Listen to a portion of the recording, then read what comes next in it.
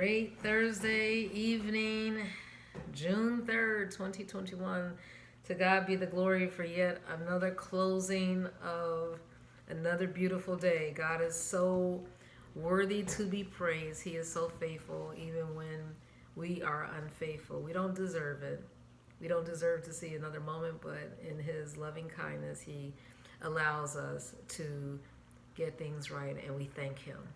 We are in 1Chron.9, and it talks about a group of people who had a job and they worked diligently day and night. I don't know if you have that type of situation where it seemed like you're just like, oh my goodness, putting in so much effort, and it seemed like the work would never stop. Well, we are reminded that we are to work. Whatever we do in act and thought and deed, we're to do it unto the Lord, not unto men, not for men pleasing and eye service and to get compliments. No, our ultimate supervisor, our ultimate boss is the Lord. He is who we are accountable to. So it's a joy. So instead of saying, oh, I have to do this, no, we get to do this.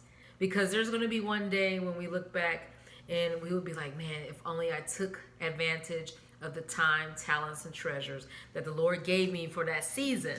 And then we will want to go back and time would have moved. So while we have today, while we have the present is a gift, and we want to do everything to the glory of God.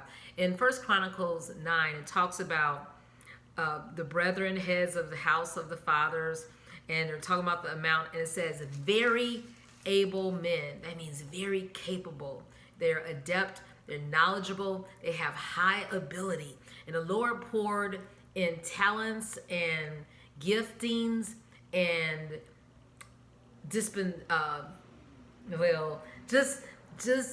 a distinctive way of doing things so that we will be able to carry out His work.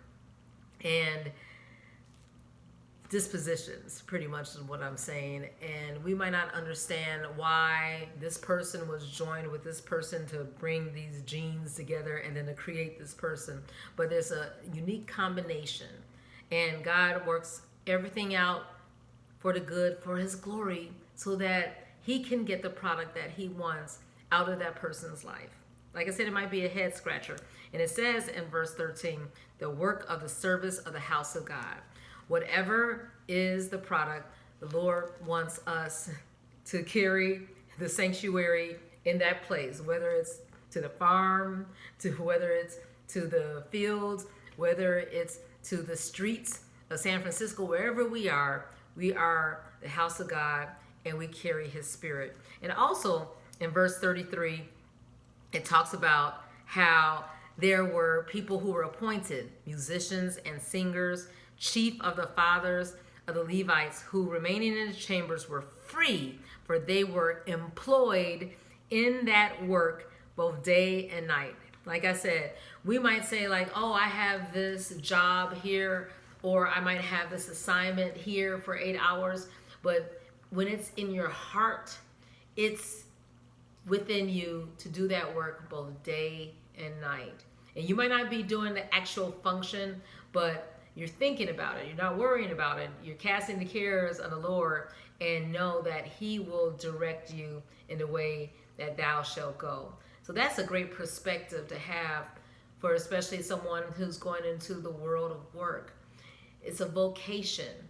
It's a love of the heart. It's a contribution. It's a gift back to the Lord. It's a worship. So whatever is that job, we want to give it as a gift so that the Lord will be glorified. What do you have to say about that, going into your junior year and preparing for the rest of your life and knowing that God has plans for you? Yeah, it's a good feeling. It's a good feeling. Well, that's confirmation that we are to search Him diligently. We don't just want to go for assignments and roles that just sound good, but we want to do the preordained purpose that God has put within our hearts, souls, and minds before the beginning of time. When you were in your mother's womb, he knew you. And even before you were made, he appointed you. So that's wonderful. And in Proverbs 2, it gives instruction for us to do the will of the Lord. Did you get anything from Proverbs 2? No. Well, for the upright shall dwell in the land, and the perfect shall remain in it. We want to dwell. We want to do the work of the Lord while we have a chance. We want to live. We want to enjoy his blessings. And we know that the Lord will give us the desires of our heart, those that are aligned with his will. And he wants us to search out his knowledge and wisdom. It says, if thou seekest her as silver and searchest for her as for hid treasures, then shalt thou understand the fear of the Lord, the respect of the Lord, and find the knowledge of God. For the Lord giveth wisdom. Out of his mouth cometh knowledge and understanding.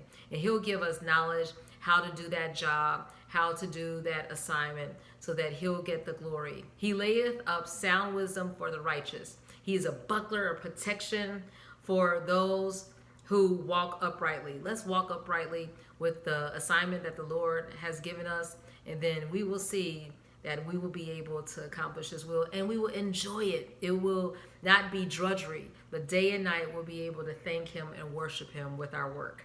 Have a good evening.